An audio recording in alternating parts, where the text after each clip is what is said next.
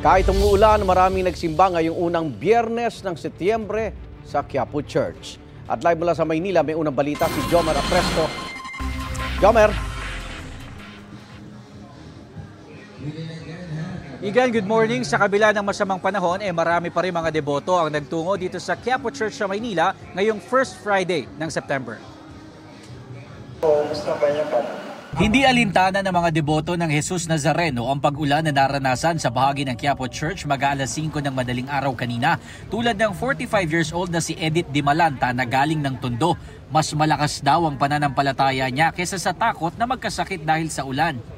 May payong naman tayo, di ba? Gising ng maaga, tapos syempre pasasalamat kay Jesus Nazareno.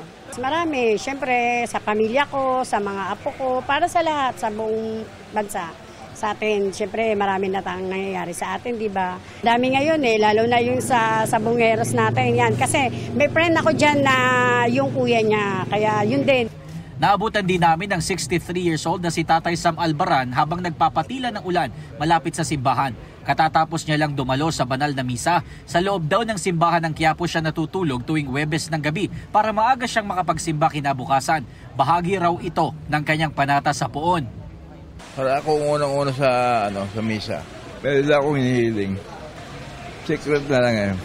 Kung mayroong mga personal na nagsimba, marami rin ang dumalo na lang sa online mass dahil sa nararanasang pag-ulan.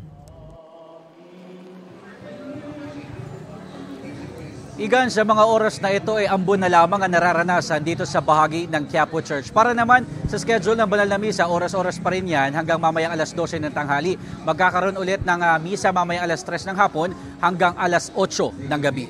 Live mula dito sa Quiapo, ako po si Jomer Apresto para sa GMA Integrated News. Igan, mauna ka sa mga balita, mag-subscribe na sa GMA Integrated News sa YouTube para sa iba't ibang ulat sa ating bansa.